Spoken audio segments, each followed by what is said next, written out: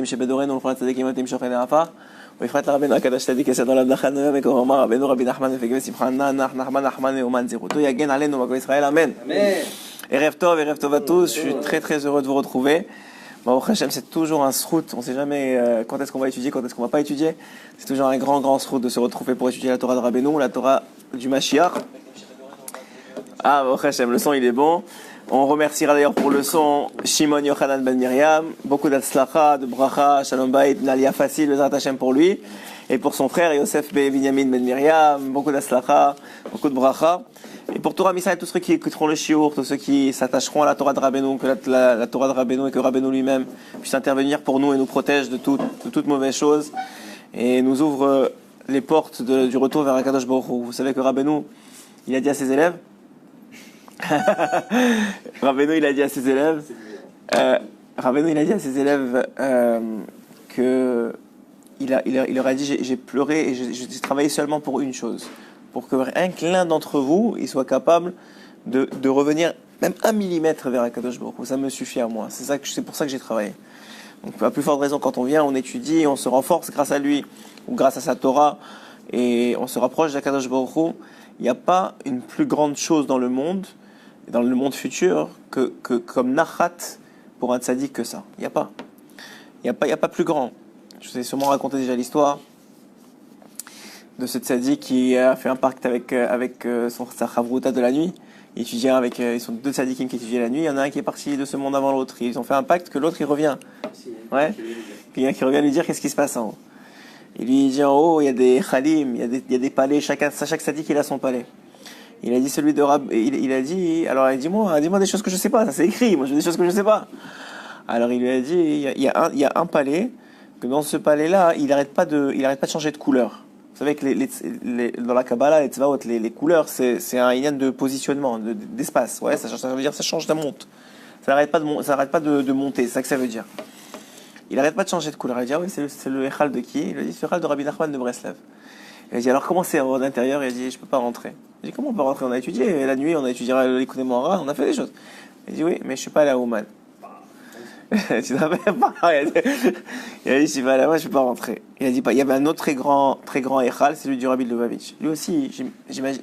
Ce qui se passe, c'est que comme ils ont laissé des élèves qui sont encore en activité, entre guillemets, même si tous les tzadikim ont laissé des élèves, Rabbi Shimon Bar Yochai, on est tous attachés à eux. Mais c'est comme si les dernières générations, ils ont laissé de la marchandise sur terre. Là, ça travaille pour eux. Quand tu vois un area aujourd'hui qui travaille, ou quand on voit dans n'importe quelle partie du monde les émissaires du Rabbi Lubavitch qui travaillent encore, ça continue à faire grandir les chalotes en haut. Ça continue à faire grandir de façon extraordinaire.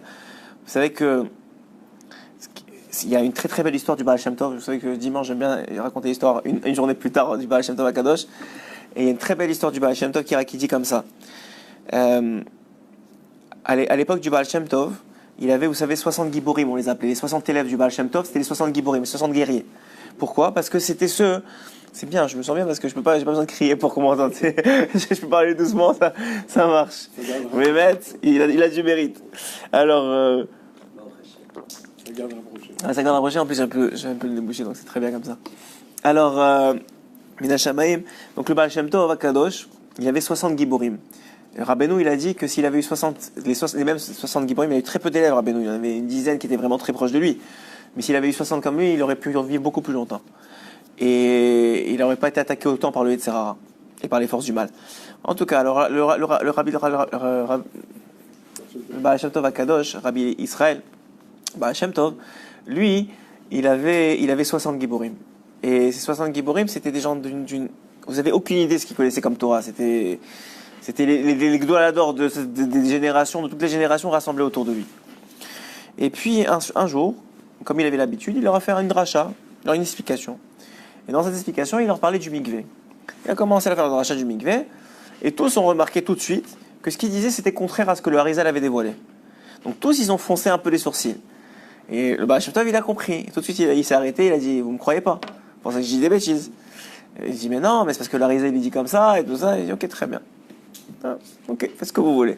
Et à ce moment-là, il fait Aliyat Neshama, ce qu'il avait l'habitude de faire. il quitte c'est-à-dire lui, ses yeux, c'est décrit comme ça, qu'il y avait l'impression qu'il était en feu tellement il était en transe. Ses yeux, convulsaient presque, et lui, sa neshama, elle montait. Et tout le monde c'est rare qu'on assistait à une chose, d'habitude il faisait ça en privé, donc c'est rare qu'on assistait à ça. Et puis, au même moment, un de ses élèves, Rabbi Nachman Orodenka, le grand-père de Rabbeinu, qui était un des élèves les plus précieux du Baal Shem Tov. Le Baal Shem Tov lui-même a demandé à Rabbi Nachman Orodenka que leurs enfants se marient. Et Rabbi Nachman Orodenka avait dit non, je peux pas. Il a dit pourquoi? Il a dit parce que je suis descendant de David Ameller.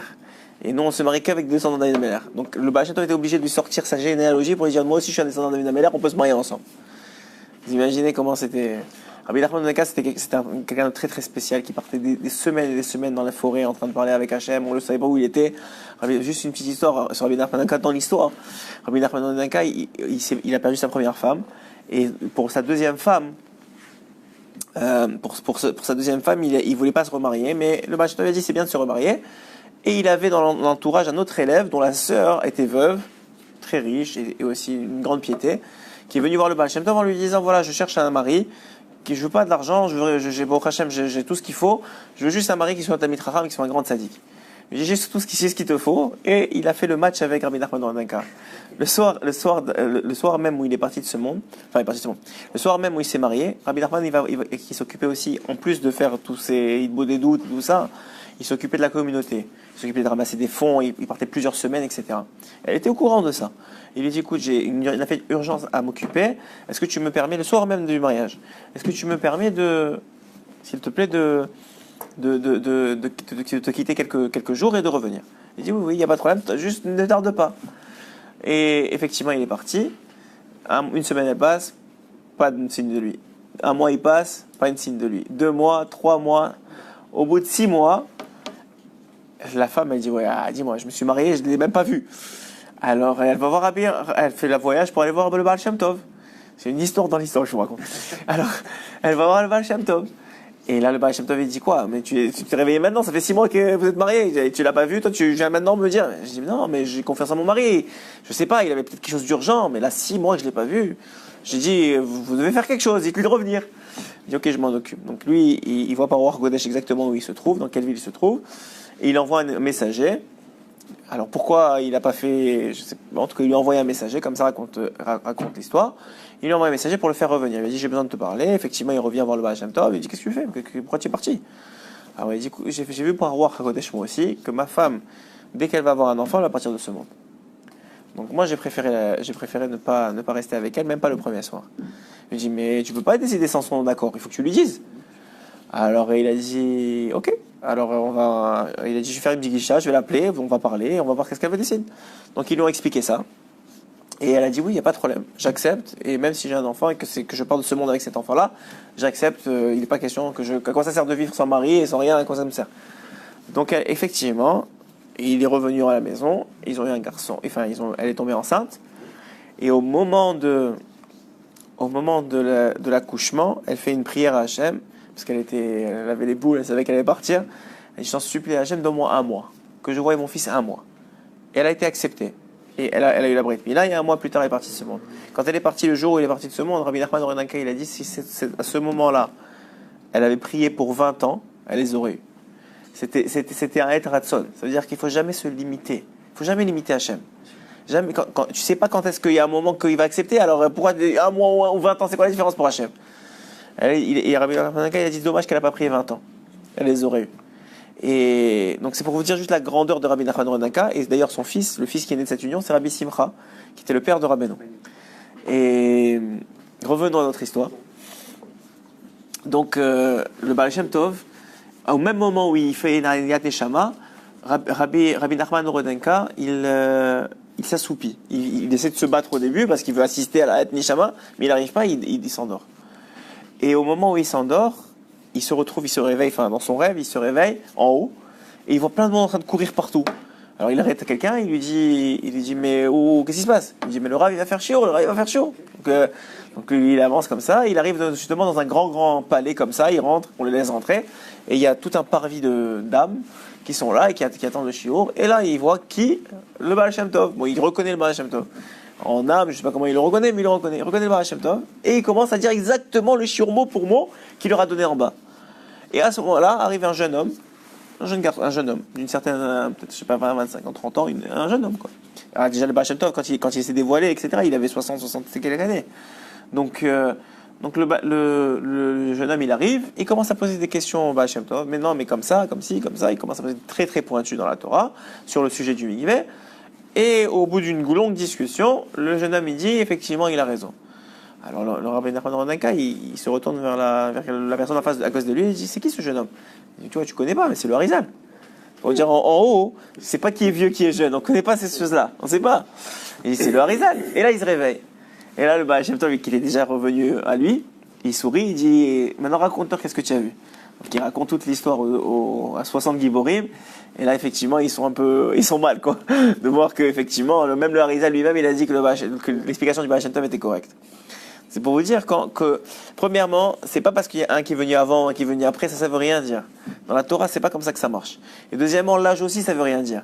Rabbeinu, il a écrit un conte où là-bas il explique et où il raconte qu'ils se sont retrouvés, c'était une sfina, un bateau, il s'est échoué, ils se sont retrouvés tous dans une île déserte, et chacun il dit c'est qui le plus vieux. Ils se sont rendus compte que c'était le bébé le plus vieux parce que c'est lui qui avait la plus grande mémoire et il se rappelait des choses avant sa création. Et d'ailleurs, pour comprendre ce concept-là, c'est un concept qu'il faut, à mon avis, comprendre.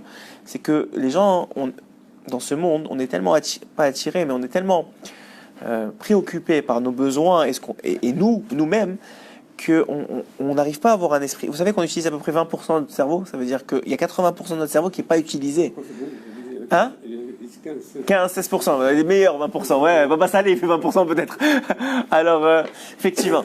Donc ça veut dire 15-16%, donc on n'utilise rien du tout. Et les hypothèses sont que plus on serait capable d'utiliser notre cerveau, plus on serait capable de contrôler les mouvements d'abord de notre propre corps, nos propres vaisseaux, nos propres cellules, de contrôler les mouvements des choses autour de nous, de faire téléportation éventuellement, enfin, tout ce que la Torah elle va dire que Mashiach il va dévoiler, c'est-à-dire qu'en vérité, ce que va faire Mashiach, c'est qu'il va ouvrir les Metzarim, il va ouvrir les portes de notre esprit, et on va être capable d'utiliser beaucoup plus notre âme, qui est la Neshama, puisqu'on sait que la Neshama est dans l'esprit. Le potentiel de la Neshamatique, exactement. Donc, pourquoi je vous dis ça? Parce qu'en réalité, il faut comprendre que nous, on est limité. Donc, on voit notre vie à nous, notre maison à nous, notre petit lieu à nous. On est limité dans l'espace, on est confiné dans notre tête. Mais la vraie unité de mesure, l'unité universelle, c'est pas le centimètre, c'est pas le mètre, c'est pas le kilomètre, c'est pas l'espace. La vraie unité de mesure, c'est le temps. Le temps, c'est la base de tout. C'est ce qui a été créé en premier. Avec la création du monde, c'est le temps qui a été créé. Donc l'unité de mesure du tout, c'est le temps. Et on le voit même quand vous prenez je sais pas moi, une voiture, et vous la faites sur un écran même, vous la faites aller de plus en plus vite, au bout d'un moment, vous la voyez plus. Parce qu'elle va trop vite pour ce temps-là. Donc elle n'existe plus dans notre espace-temps. Elle existe, mais on la voit pas. C'est comme les âmes qu'on voit pas. C'est-à-dire c'est de l'espace-temps qui détermine les choses. Donc finalement, nous, on est limité dans notre petite vie à nous, et on voit pas plus loin que la mort, mais ça veut dire que c'est pas la mort, c'est-à-dire plus loin que ce monde-ci. Et Rabbeinu, il parle beaucoup de ça, du fait de se sortir de ces metzarim, de ces. On a fait un shiur à Givat Shmuel sur ça justement, que Rabbeinu, il parle beaucoup du fait de sortir de sa tête, de sortir de ces limites-là d'espace, pour comprendre que nous, on n'est pas là pour penser qu'est-ce que le monde va nous apporter. On est là pour voir qu'est-ce qu'on est capable de faire pour Hachem. Vous savez, il y a une délégation d'Asiatiques qui sont venus voir un Rav un jour de New York. De New York ou d'Atlanta, c'est le Rav Friedman, c'est un Rav très connu, Chabad. Et ils sont venus le voir comme ça, ils ont commencé à lui parler d'athéisme et de bouddhisme, etc. Alors il leur a dit, le bouddhisme, c'est la philosophie qui explique la vie, qui explique comment ça marche. Mais la Torah, c'est ce qui explique pourquoi la vie. Et c'est complètement différent. La Torah, ça vient te dire pourquoi. Qui peut te dire pourquoi? Seulement le créateur du monde. Celui qui a créé, c'est pourquoi. Nous, dans plusieurs écoutes, on a dit qu'est-ce qu'Hachem a pensé quand il a fait la première fois la terre et quand il a créé le monde et pourquoi il a fait ça. Nous, on connaît le pourquoi. Eux, ils sont aussi une philosophie. C'est-à-dire, c'est ce que leur a légué Avraham Avinu, les enfants de Ketura. C'est eux qui ont reçu ça. Cette philosophie de comment ça marche la vie. Mais le comment ne vient que parce qu'il y a un pourquoi. Et celui qui ne connaît pas le pourquoi, alors il est limité dans sa tête, à sa vie, à son espace, à ce qu'il a besoin. Mais on n'est pas là pour prendre, on est là pour être capable de donner. Une fois qu'on est capable de donner, de toute façon tu prends. C'est ça prendre en vérité dans la Torah. C'est la capacité à donner. Quelqu'un qui vient, alors que, comme tu as dit, quelqu'un qui vient dans un chiot, etc., il aurait tzedaka, faire autre chose. Quelqu'un qui donne la tzedaka, alors il aurait pu faire autre chose avec l'argent.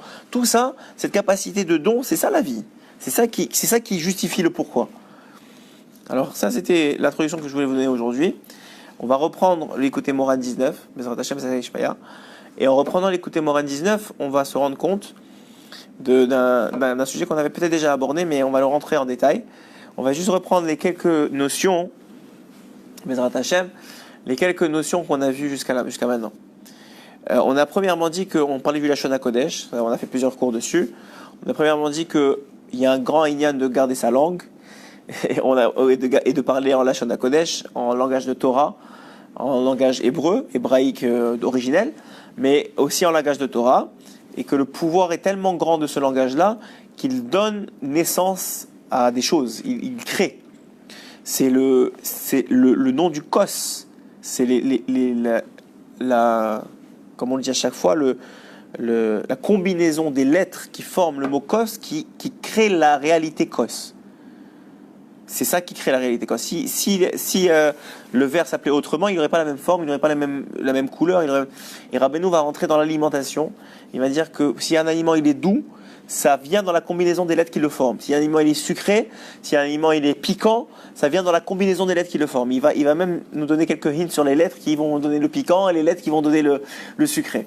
Donc tout est créé par le Lashon HaKodesh. Et on avait expliqué que le Lashon HaKodesh est dimensionné et conditionné par la Brit.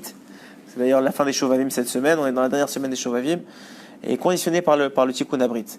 Et que quelqu'un ne peut pas, même s'il apprend l'hébreu, il ne peut pas la maîtriser et avoir ce pouvoir-là sur les lettres, tant et aussi longtemps que sa Brit n'est pas réparée. Oui. Et on avait expliqué que maintenant qu'il y avait, depuis le moment de la faute d'Adam Arishon, il y avait, pourquoi on appelle ça le connaissance? Vous avez froid? Vous pouvez éteindre le clim. Il y a des Kleenex, je crois. Merci.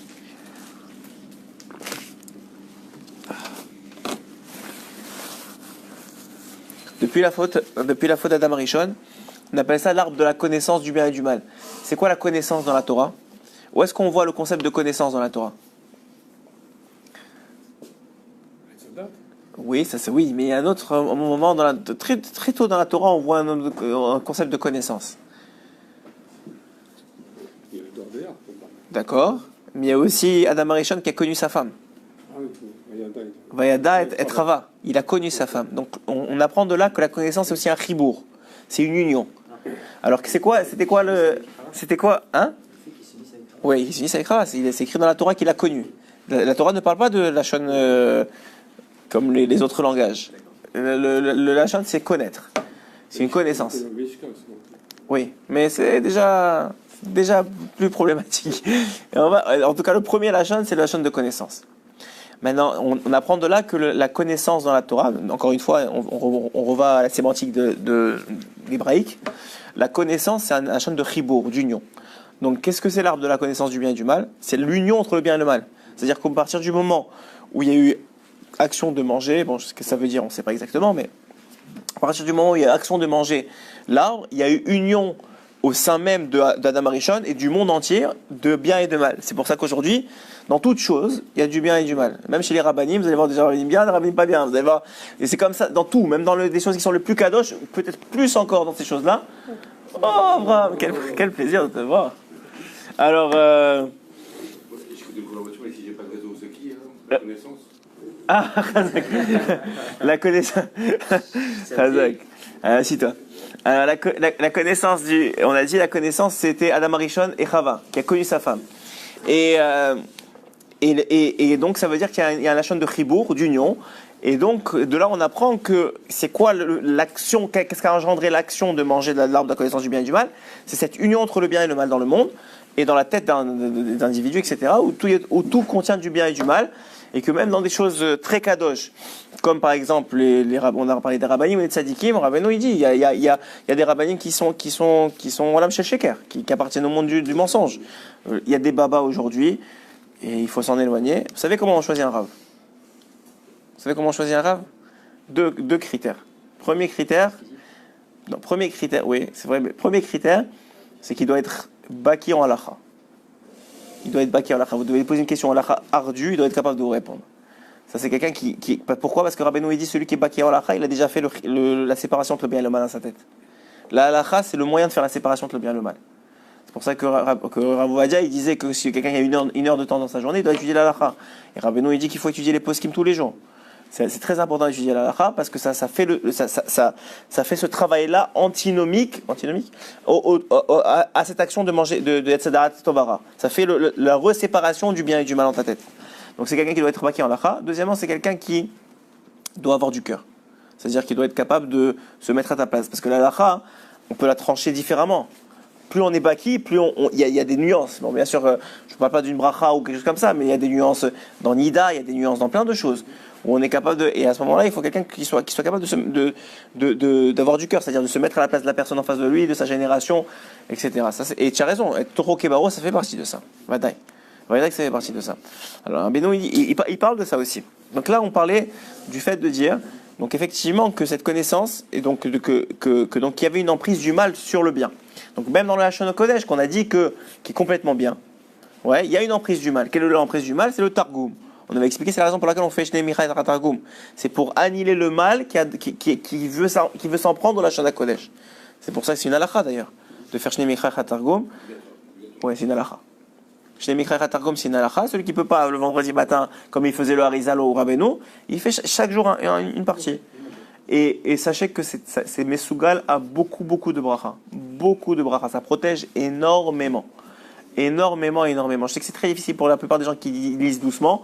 Et on a l'impression de perdre son temps. C'est pour ça que la Gemara a dit que tout celui qui fait ça, il allonge sa vie. Parce qu'on sait le gars, il a l'impression de perdre son temps. Il lit, il comprend rien. Alors on lui a dit, t'inquiète pas, on t'allonge ta vie. Comme pour les parents. Voilà, on a la référence, Masechet Brachot, Chet Amud. Il est dedans, il l'a fait aujourd'hui. Non, je rigole. Alors, Baruch Hashem, tu vois, on a des érudits qui viennent étudier. Alors, de là, on apprend quoi? Que effectivement, ça allonge la vie. Donc, c'est très important. Et pourquoi? Rabbeinu donne le secret.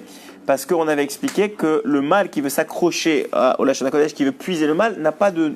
Encore une fois, je vous l'ai sûrement déjà dit, mais c'est important de le comprendre. Le mal n'a pas d'existence propre. Il ne se nourrit pas, il ne peut pas se nourrir de Dieu. Dieu il n'a pas de mauvais, il a créé le mauvais. Le mauvais n'est pas de toute existence, c'est une création. Comme les animaux sont des créations. Le juif n'est pas une création. C'est pour ça qu'il est éternel. Ouais, la Torah n'est pas une création. La Torah, c'est éternel, c'est une partie de Dieu. C'est la volonté de Dieu donnée sous forme de papier, mais c'est tout ce qui vient de Dieu, c'est-à-dire qu'il y a une partie de lui, est éternel. C'est pour ça que c'est écrit la Torah, Dieu et les Israël, c'est Echadou. D'où ça vient Echadou? C'est pas que c'est la même chose, mais ils sont tous une partie de Dieu. Donc tout ce qui fait une partie de Dieu, qui n'est pas une création de Dieu, c'est la différence entre les Goïm et nous aussi, c'est que nous on a une Neshama qui est Elokite. Ouais, le Baltania parle beaucoup de ça. Il explique qu'il y a une Neshama Behimite, une Neshama Elokite. Il y a une Neshama plus réflexe, on va dire, sans vouloir dire la traduction littérale, et une Neshama qui est plus divine. Et la Neshama divine, elle a été donnée au peuple d'Israël. Alors pourquoi vous allez me dire pourquoi lorsque les Goïm existent? Deux principales raisons qui sont rapportées par le Baal HaTanya. Première raison, c'est que quand il donne un très très beau machin que j'ai beaucoup aimé, il dit quand vous avez un mariage, ouais, c'est quoi le kiff? C'est d'inviter tout le monde, qu'il y ait du monde, qu'il soit présent. Alors il fallait qu'il y ait du monde pour être présent au mariage on a eu le mariage de Benaya entre nous et le peuple et Hachem. Et ils sont là. Le problème il est que c'est pas un kiff quand les invités sont jaloux du marié et de la mariée. C'est ça le problème. Mais le Mashiach, il va venir, il va leur expliquer quelle est leur place. Il va leur expliquer que c'est une bonne place, ils devraient être honorés d'être invités. Et que c'est un kiff pour eux d'être invités. Et ceux qui vont comprendre, ils vont comprendre. Ceux qui vont pas comprendre, ils ne seront pas invités au mariage. C'est dommage. Ouais. Donc là, ta première raison, dit le Baal HaTanya, c'est pour ça. Et deuxième raison, c'est que le peuple d'Israël avait besoin de cette séparation. Vous savez que la Gdusha, quand on dit qu'on est Mekoudé chez une femme, Quand on marie une femme, on dit Mekudeshet li. La phrase que dit un homme, c'est elle lui est réservée. Alors, le vrai Mekudeshet, c'est elle lui est sanctifiée. Mais de là, on apprend encore une fois à travers la sémantique hébraïque que la sanctification, c'est la séparation. C'est-à-dire que pour être saint, il faut être séparé du mal. C'est ce qu'on vient de expliquer au niveau d'Adam Arishon. C'est-à-dire que pour quelqu'un qui je veux devenir saint, je veux devenir un tzaddik, il faut qu'il y ait une épreuve. Le gars, s'il n'a pas d'épreuve et que tout va bien et que c'est la plage pour lui tout le temps, il ne peut pas devenir tzaddik. Parce qu'il a besoin d'un travail de séparation avec le mal. Donc il faut que le mal l'attaque. Parce que si le mal il est clair devant lui depuis le début que ça c'est du bien, ça c'est du mal, alors il n'y a pas de séparation. Il faut qu'il fasse un travail sur lui, d'étude, d'halakha, de travail sur ses midot, pour dire ça c'est bien et ça c'est mal. Et je choisis le bien. Et je fais la séparation avec le mal. Et à ce moment-là, il se sanctifie. Et à ce moment-là, il passe à un autre niveau. Après ça, c'est beaucoup plus fin. Le choix devient de plus en plus fin. À l'époque, c'était on regardait un film ou pas regarder un film. Aujourd'hui, c'est étudier la halakha ou étudier tel maseret ou tel maseret. Ou faire du sport ou aller étudier, ce qui est encore un très bon choix. C'est-à-dire c'est déjà des niveaux. C'est s'occuper de son corps de façon saine. Il faut les deux. Mais il y a des moments pour tout. Alors donc là déjà, les choix s'affinent. C'est pas on va en boîte de nuit ou on va à la synagogue. C'est pas aussi simple que ça. Ouais. Donc déjà, on comprend que plus on va avancer dans la Kedusha, plus il y a un affinement du bien et du mal, et plus le mal est difficile à discerner. C'est très compliqué. C'est pour ça que les babas ont tellement de force, parce que ils ont un peu d'émet dedans. Donc les gens sont attirés. Mais Hachem, Rabbeinu il a dit qu'il faut être tam. Rabbeinu il disait pas genre toi c'est ton tikkun. Enfin oui, il disait ton tikkun, il faut que tu fasses ça, il faut que tu fasses ça. Mais il disait pas dans une autre vie t'étais comme ça ou t'étais celui-là. Il n'y avait pas ce genre de choses là. Le Harizal il l'a fait, mais c'était le seul qui était capable de le faire. Mais aujourd'hui, on cherche pas à savoir. On veut comprendre qu'est-ce que Hachem il veut de nous. À 120 ans, on aura l'éternité pour savoir quels sont les tenants, les aboutissants des choses. Nous, ce qu'on veut, c'est savoir pourquoi on est là, qu'est-ce que Hachem il attend de nous, comment on peut s'améliorer, comment on peut faire ce que Hachem il veut. Et avec ça, on va trouver les solutions. Et ça passe par des choses qui sont très circlées, très, très carrées. Il n'y a pas besoin de folklore. Et maintenant, il y a des tzadikim, il y a des kabbalistes qui sont des vrais tzadikim, des vrais kabbalistes qui vont te guider. Par exemple, est-ce que tu dois monter en Israël ou pas? Est-ce que tu dois changer de travail ou pas? Bien sûr que plus tu as Rabbeinu il dit que quand tu es vraiment malade, il te faut un très très grand médecin. Donc il te faut des très grands rabbanim. Aujourd'hui, il y a Rav Kanievski ou d'autres qui sont des sommités connues, que personne, il n'y a pas de contestation, il n'y a pas de marloquet. Donc là, on est capable de rester. Les autres, s'il y a une marloquette, vaut mieux rester. J'ai entendu, je ne sais pas ce qui est, encore une fois, c'est un sujet qu'on parlera hors caméra. À mon avis, c'est un grand tzaddik, mais si on parle du même, à mon avis, c'est un grand tzaddik. Mais là aussi, il y a des tzaddikim qui sont incompréhensibles. Et qui, si on n'a pas les kélim suffisants, peuvent te faire tomber de là où tu devrais être. Alors, on ne doit pas parler du même. Mais bon, en tout cas, tout ça pour dire qu'il y a une vraie réalité, c'est que on a la Torah, on a des voies de comportement, et que c'est ça le birour. Le birour, et c'est vrai que c'est pas folklorique, mais c'est ça qui fait le travail, Rabbeinu dit. Qu'est-ce que c'est de s'asseoir et de faire Shnei Micha et Chatargum? C'est pas des grandes choses. Mais ça fait des choses extraordinaires. C'est quoi le fait de faire de s'astreindre à faire un Melavé Malka? Qu'est-ce que c'est? Mais vous savez pas combien c'est précieux aux yeux d'Hachem de s'asseoir pour manger un 4e repas pour accompagner la Malka, pour accompagner la reine. C'est-à-dire lui dire on ne voudrait pas que tu t'en ailles. Vous savez pas ce que ça vaut. C'est ça qui vaut. Ça vaut des milliards et des milliards aux yeux d'Akadosh Baruch Hu. Et nous on cherche le folklore. Et des fois, on oublie l'essentiel. Il y a des choses qui sont à notre portée. Et c'est le travail du Tzara. Le Rabbeinu, il dit que le Tzara, il s'habille dans les mitzvot. Il s'habille dans les mitzvot parce que nous, on ne sait pas qu'est-ce qu'il y a de la valeur et qu'est-ce qu'il n'y en a pas. Parce qu'encore une fois, on est toujours dans le bien et le mal mélangés. Et à cause de ça, on fait des choix qui ne sont pas... Il y a des choses à notre portée. Shnei Micha Chatargum, c'est à notre portée. Et on doit s'émerveiller, s'enorgueillir de ça. Hein? Là aussi, les Tzara se déguisent quand ils disent de faire Shnei Micha Chatargum. Ils le repoussent. quand il te dit de ne pas faire. Je pense pas. Moi, je pense que si l'halakha, elle est là, et c'est une halakha claire, broura comme ça, c'est pas possible qu'il s'habille dans ça. Il y a un grand yetzer hara. Moi, je pense au contraire. Et c'est vrai que c'est des choses très difficiles. S'occuper, excusez-moi, mais quelqu'un me parlait ce matin qu'il a son père qui est tombé en France, en tout cas, il me racontait un peu son histoire, et il me disait que son frère, il s'occupe de lui, il lui donne à manger tous les jours. C'est ça la mitzvah de Kivud Avayim. Vous savez combien ça prend de kohot aujourd'hui pour arrêter son travail tous les jours et aller donner à manger à son père qui est dans une maison de retraite parce qu'il veut pas, parce que le père lui-même il voulait pas se faire donner à manger par des goyotes. Vous imaginez là, le kohot que ça prend. Mais ça c'est ça les tzadikim de la génération. Mais nous on le voit pas, nous on veut les folklores. Mais c'est ça les vrais tzadikim. Et c'est dans nos mains.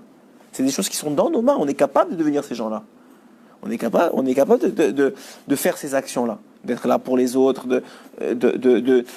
n'importe. On est capable de ça. C'est des petites actions qui sont dans nos mains.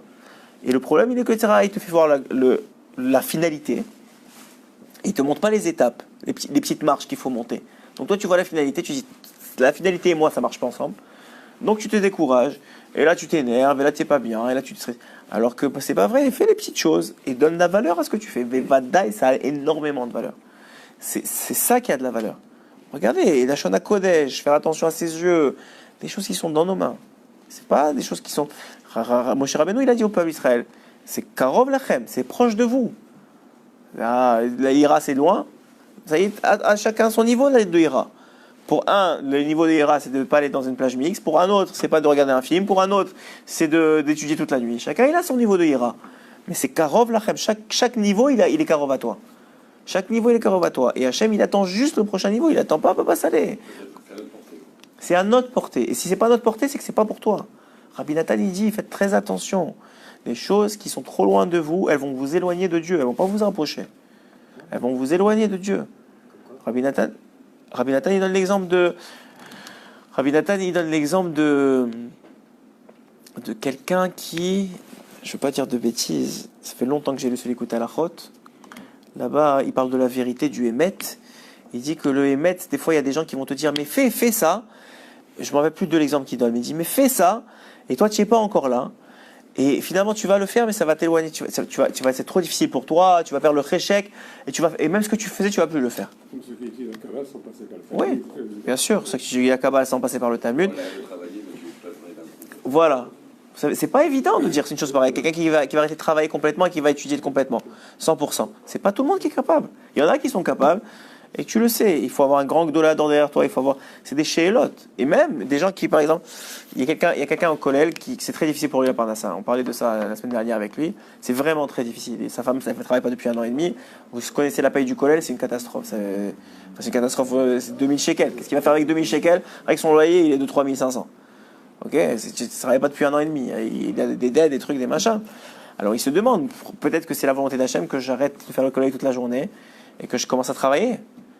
Parce que ça fait 1 an et demi que je ne peux pas. C'est une réalité. D'ailleurs, Rav Koenig, un jour, j'avais un ami qui est parti le voir. Il lui a dit, j'ai des problèmes de Parnassa. Il lui a dit, tant que tu tiens le loyer, le manger sur la table, tu n'as pas à te poser de questions. Dès que ça commence, le loyer, le manger sur la table, il n'est pas là.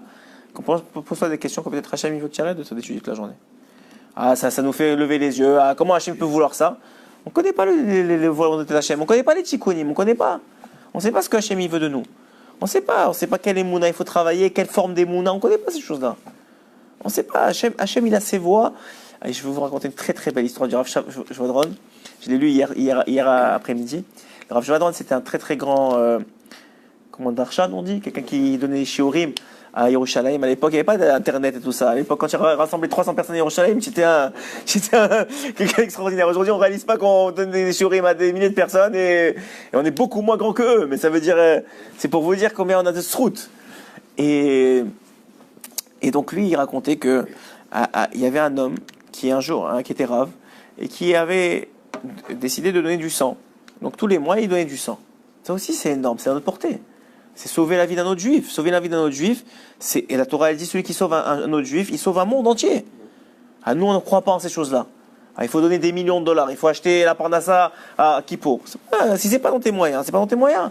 Donner du sang, c'est aussi peut-être plus grand, parce que Hachem, si tu le fais béhémet, c'est quoi la réalité? C'est quoi le trick? C'est quoi la chose derrière? C'est que quand quand c'est à ton niveau, tu es heureux de le faire. Et si tu es heureux, tu le fais de tout ton cœur, et donc Hachem, il va le prendre, il va en faire quelque chose d'extraordinaire. Que tu n'as aucune histoire. Mais si c'est pas à ton niveau, et que tu te forces parce qu'il faut le faire, et ben ça enlève, même si c'est une beaucoup plus grande mitzvah, puisque tu prends un pourcentage beaucoup moindre de la mitzvah, probablement que ça vaudra beaucoup moins que la petite mitzvah que tu es en train de faire à 100%. 100%. Oui, 100%. 100%. C'est la réalité, c'est-à-dire que quand tu es à son niveau, et ça, pourquoi c'est comme ça? Parce que le Sera, il sait qu'on a une faiblesse. Une faiblesse, c'est la gava. C'est notre plus grande faiblesse en tant qu'homme. C'est la faiblesse d'Adam Rishon, et c'est notre faiblesse à nous, c'est la gava. C'est la faiblesse des Shalom Bayit, c'est la faiblesse de tout. Des problèmes avec les enfants. Toute notre faiblesse, et je le dis presque à chaque fois, c'est la gava. C'est l'orgueil. Alors il sait que il va nous tenter à faire quelque chose qui fait plus d'éclat, qu'on a l'impression d'être plus fort. Ouais, on se réveille la nuit, on fait khatzot. Il faut faire khatzot. Je dis pas qu'il faut faire khatzot. Je vous dis tout ça, c'est vrai, il faut le faire. Mais il y a des niveaux, il y a des étapes. Et si tu arrives, je sais pas encore étape, tu peux faire comme on l'a dit toujours, une fois par semaine, une fois par mois, chacun son niveau. Tu fais ce qui est ton niveau. Parce que de toute façon, quand tu fais les choses, c'est pas toi qui les fais. Vous croyez que quand vous vous réveillez à khatzot, c'est vous qui vous réveillez? C'est pas vous qui vous réveillez. Moi, je me vois le matin, quand Hachem veut me réveiller, ma fille elle me réveille, elle commence à crier, elle pleure, je me réveille, et quand j'arrive pas. Alors, qu'est-ce que je fais? C'est bon, je fais à 8h, je fais comme tout le monde. C'est sûr que quand je fais net, mais qu'est-ce que ça veut dire? Ça veut dire que c'est Hachem qui me réveille. C'est Hachem qui fait. C'est sûr qu'on va pas dépasser maintenant la lacha et rater Kriyat Shema, ouais? Même les chassidim, ils ont un réveil. Vous savez comment ils font les chassidim? Ils ont un réveil, ils se réveillent, ils ont un réveil le matin, ils font Kriyat Shema, ils s'endorment.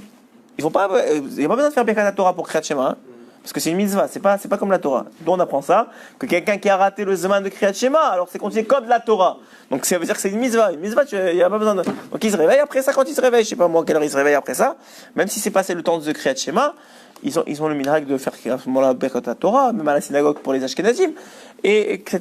Mais au moins ils n'ont pas raté le Zman. C'est chaval. Le Kriyat Shema à la mita, c'est des choses qui sont pas shoot, qui sont à notre portée, et parce qu'on va attraper des grosses choses qu'on n'attrape pas de toute façon, on rate les petites choses, et c'est très très très très dommageable. Alors regardez le Rav Shadron, il rapporte qu'il y avait un Rav, j'ai oublié le nom, je m'excuse, mais c'est un Rav de Yerushalayim, qui donnait du sang cette journée-là. Et cette journée-là, il y a quelqu'un qui travaillait là-bas, qui était un peu, pas religieux. Enfin, religieux, ça veut rien dire, mais ça veut dire qu'il n'était pas pratiquant, qui respectait pas la Torah ou Mitzvot, qui vient le voir, et c'était Parashat Mishpatim, justement, je disais ça parce que c'était Parashat Mishpatim. Alors, c'était Parashat Mishpatim, il vient le voir et il dit, je comprends ne pas voler, je comprends ne pas tuer, je comprends ne pas mentir, je comprends ne pas convoiter, même si convoiter, c'est déjà une question. Comment on peut empêcher quelqu'un d'avoir un sentiment dans le cœur? Bon, c'est Ibn Ezra qui pose la question, peut-être on y répondra ce soir. Mais, on va dire, ça je comprends. Mais pas porter du lin et de la laine ensemble, ma evdel, c'est quoi la différence? Qu'est-ce que ça change? Alors, ce Rav-là, lui était professeur dans une école, il avait l'habitude de ce genre de questions-là, il a répondu à quelque chose que j'ai trouvé très très très beau. Il a dit, je vais te donner un machal. Il y avait un roi, et ce roi-là, il avait 7 fils. D'abord, quelqu'un m'a demandé ce soir, est-ce que quelqu'un qui a 7 garçons, alors c'est écrit qu'il est garanti Gan. J'ai pas vu ça, mais il faudrait que je vérifie.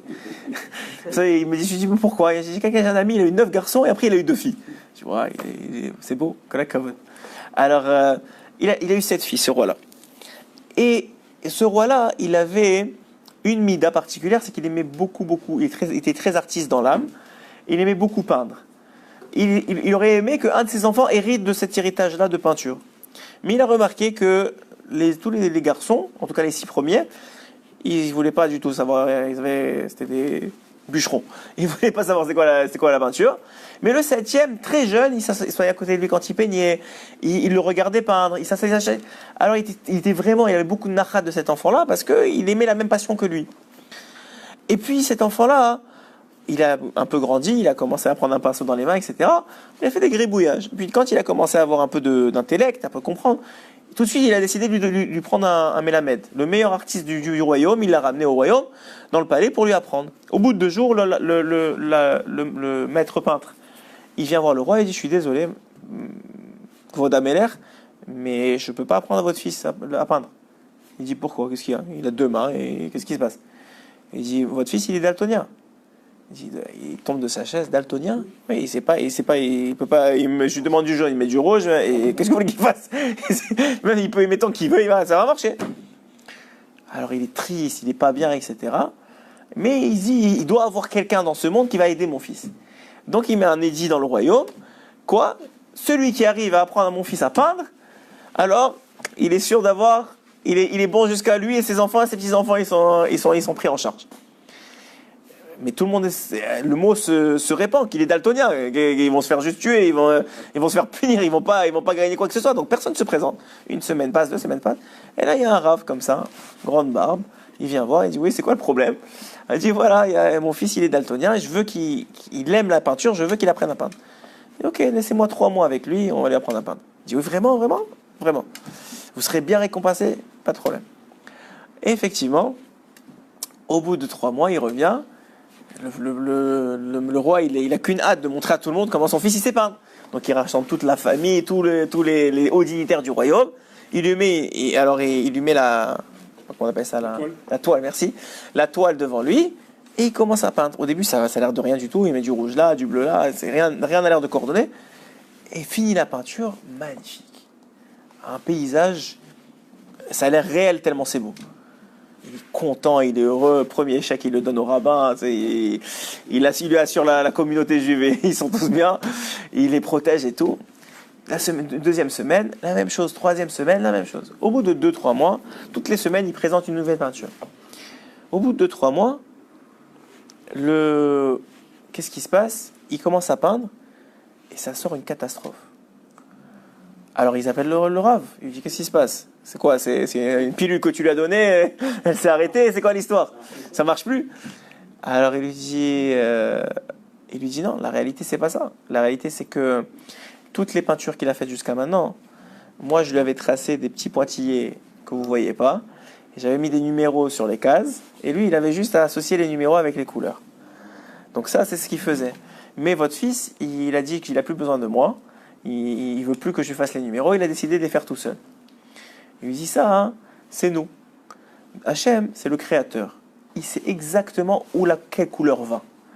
Alors pour nous, ça fait pas de sens, parce que nous, on fait juste le haut à droite, et lui, il fait le bas à gauche, et l'autre, il fait le centre. Il sait pas, ici, il y a du bleu, ici, il y a du vert, il comprend pas. Et nous, on est des daltoniens, on sait pas ce qui se passe dans le monde. On connaît pas on voit pas la vision élargie du tableau final. Donc nous, on comprend pas qu'ici, il faut mettre du bleu, ici, mettre du blanc. Mais alors, il y a ceux qui disent, on a de la émouna, on sait qu'Hachem c'est le créateur, il connaît la finalité, il sait ce qu'on fait, donc il nous a donné 1 c'est B, 1 c'est rouge, 2 c'est 3, nous on suit comme il faut, on fait juste placer ce qui a besoin d'être placé. Et il y en a d'autres qui ont dit non, on veut faire ça tout seul. Mais le problème c'est que non seulement ils peignent mal, mais en plus après il faut effacer derrière eux et repeindre derrière eux. Donc c'est encore pire. Donc j'ai trouvé ce machin très très beau. Il a répondu. Et d'ailleurs, l'histoire raconte que cet homme-là, il a fait tchouva pour Hachem, juste grâce à ce machin-là. Donc des fois, c'est juste une question de donner du sang. Hein? Il devait peintre. Il est en bâtiment. Vas-y, tout blanc, 3 couches, toute ta vie. Vous savez que Rabbeinu, il dit ça. Rabbeinu, il dit ça, ou un de ses élèves, je pense. Un de ses élèves, il racontait l'histoire suivante. Enfin, c'était un machal.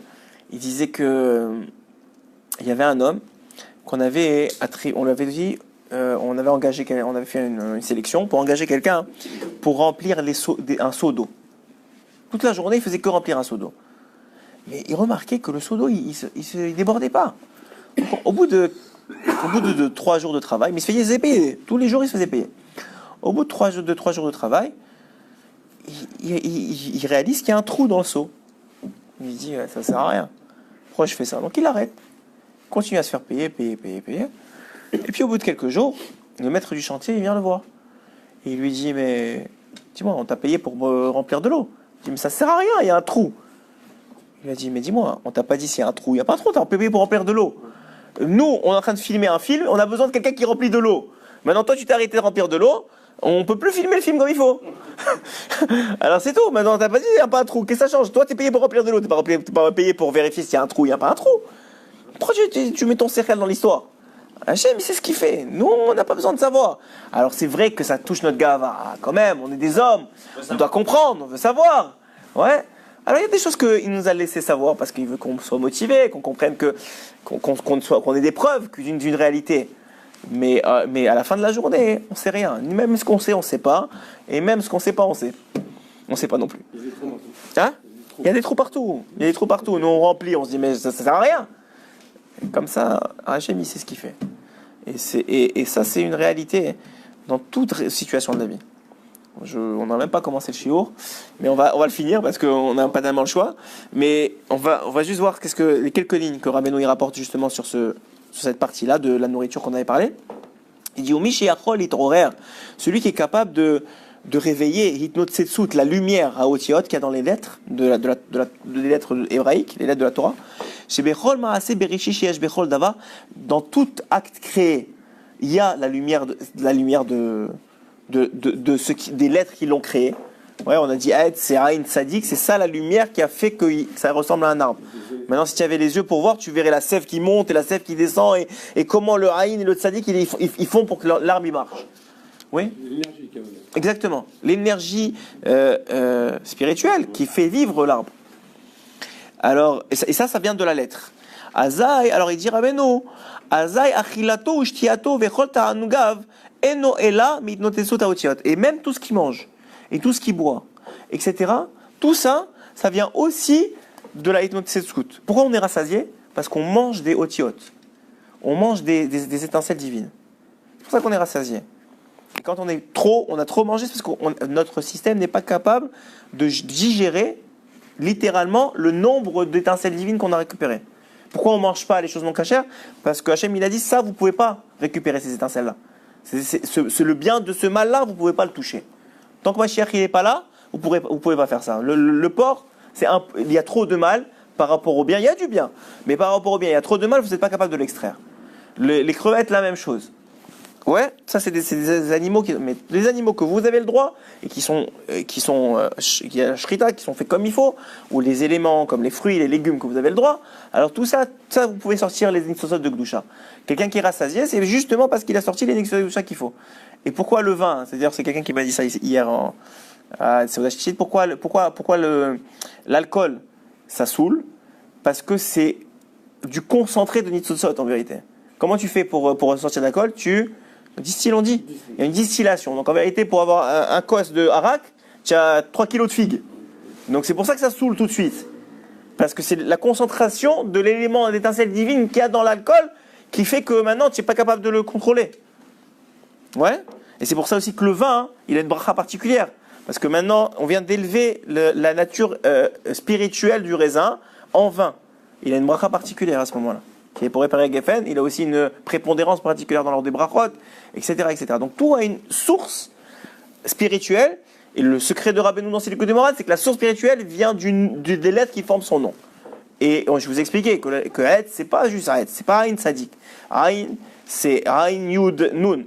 Ouais? Tzadik, c'est Tzadik Dalet Yud Kouf. Et Kouf, c'est Kouf, alors on peut le faire à l'infini. Et après ça, on peut faire des permutations. C'est pour ça qu'il y a des milliers d'arbres. C'est pour ça qu'il y a des milliers de fleurs. Ouais, c'est-à-dire que chaque chose, elle a sa propre permutation qui lui permet de faire sa fonction à elle. C'est pour ça qu'il y a des arbres qui donnent des fruits, il y a des arbres qui ne donnent pas des fruits. Là aussi, ça vient du nom. C'est pour ça que quand un homme il est malade, on lui ajoute un nom. Pourquoi? Pour lui ajouter, et Rabbeinu il dit, tu lui ajoutes un mazal, tu lui ajoutes un nouveau tikkun. Donc il est obligé de rester pour finir le tikkun.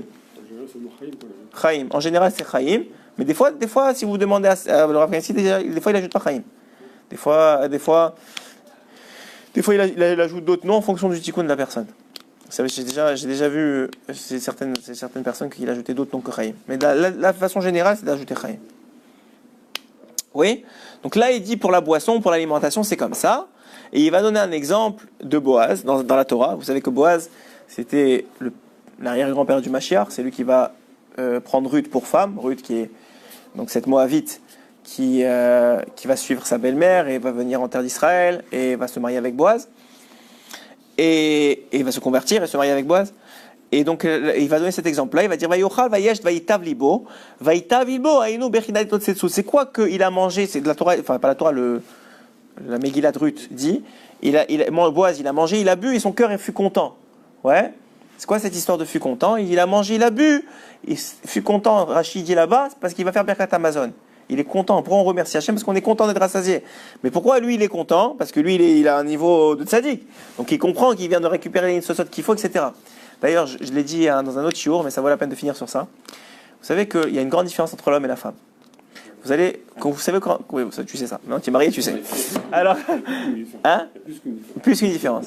Mais il y a une grande différence dans la femme. Vous savez quand est-ce que vous vous en rendez compte? Quand vous allez faire les courses. Vous allez faire les courses avec... Tu as entendu ça? Quand vous allez faire les courses avec votre femme. Non, je n'ai pas entendu. Ah, ok. Quand vous allez faire... Il a expérimenté. Quand vous allez faire les courses avec votre femme, quand toi tu vas faire les courses tout seul, elle te fait une liste, t'achètes des bananes, des pommes, etc. Tu ouvres ton sac, tu remplis. Ouais. Quand la femme elle va faire des courses, elle va acheter par exemple des tomates. Elle prend la tomate, elle la regarde. Non, pas celle-là. Ouais, celle-là. Non, pas celle-là. Ouais, celle-là. Pourquoi? Elle ne sait pas pourquoi. Vous faites ça? Vous avez un peu fait un truc féminin alors. Il y a comme ça. Toi aussi tu fais ça? Bah, dis-moi, c'est quoi? Attends, tu achètes des beaux fruits, tu vas pas acheter n'importe quoi aussi. Non, d'accord, mais ça veut dire même des fois. Ok, le fruit c'est peut-être un mauvais exemple. Tu vas acheter des habits, ouais. Tu vas acheter des habits, ouais. Toi aussi tu fais ça. Tu vas acheter des habits. Moi, je prends le premier qui est sur la pile. Non, elle va chercher un truc. Toi aussi tu fais ça. Non, parce que le Bon, ok, laissez-moi faire. Il y a un changement de. Nous aussi, moi aussi, je fais ça, mais peut-être comme on est une société de consommation, le premier est tout. Ah. Exactement, c'est par rapport à ça. Ah, ok. Non, mais je sais pas pourquoi celui-là en particulier. En tout cas, Rabbeinu, il explique Mederer Klal que ce qu'on appelle la Bina Yetera. La Bina Yetera, c'est qu'il y a un discernement supplémentaire des élèves des dissociations de Gloucha. C'est-à-dire qu'une femme, normalement, elle a une Bina Yetera, donc elle sait que tel fruit, il va être bon pour sa famille, tel fruit ne va pas être bon. Tel habit va être bon pour son fils et tel habit ne va pas être bon. Même s'il a la même fabrique, il vient de la même provenance, etc. Ça, c'est ce qu'il faut. Ça s'appelle Bina Yetera. Ça s'appelle ce discernement supplémentaire qui vient à travers. Mais alors maintenant, ça c'est de façon générale. Mais le secret, dit Rabbeinu, c'est que si la femme elle savait, elle saurait que c'est les lettres qui forment et les combinaisons de lettres qui forment l'élément qu'elle est en train d'acheter qui lui fait qu'elle a une assurance pour cette chose-là. C'est vrai pour les maisons, c'est vrai pour tout. Alors donc de là on voit combien tout a une explication, bien sûr, mais qui n'est pas à notre portée. Quand c'est fabriqué et produit par des grilles. Oui, même, bien sûr. Tout élément créateur a besoin de tikkun. Tout ce qui existe dans le monde, ce monde c'est le monde du tikkun, de la réparation. Donc tout ce qui est créé dans ce monde-ci a besoin de tikkun. Donc s'il a besoin de tikkun, le tikkun vient par le fait de. C'est quoi le tikkun? C'est quoi? Vous allez apprendre une définition maintenant. C'est quoi un tikkun? Un tikkun, c'est quoi la réparation? C'est quoi la réparation? On vient de dire c'est que la faute originelle, c'est le mélange du bien et du mal. Donc la réparation, c'est sortir le bien du mal. C'est ça la réparation. C'est ça le tikkun. Même nous, notre tikkun à quoi? C'est de tikkun amidot.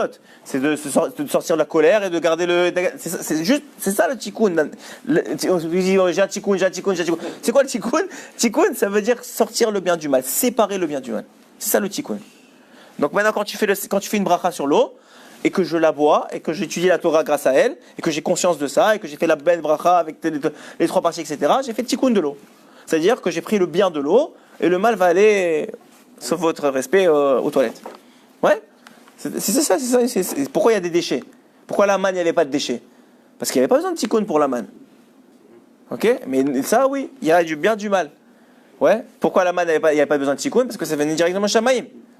Ouais, c'était le lechem min hashamayim, il faisait la bracha lechem min hashamayim, ça venait directement d'Hachem. Ouais, kulo kodesh. Lechem min haaretz, vous ne pouvez pas le dire. Il disait pas lechem min haaretz, il disait lechem min hashamayim. Oui. C'est ce qu'ils leur apprennent à Kitten Garden, là, en Kita Aleph. C'est-à-dire vraiment.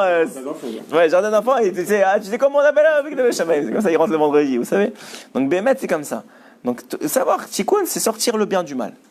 Et plus on va travailler sur nous, on va travailler notre conscience, nos halachot, on va respecter la Torah, la volonté d'Hachem, plus on va être capable de faire ce travail.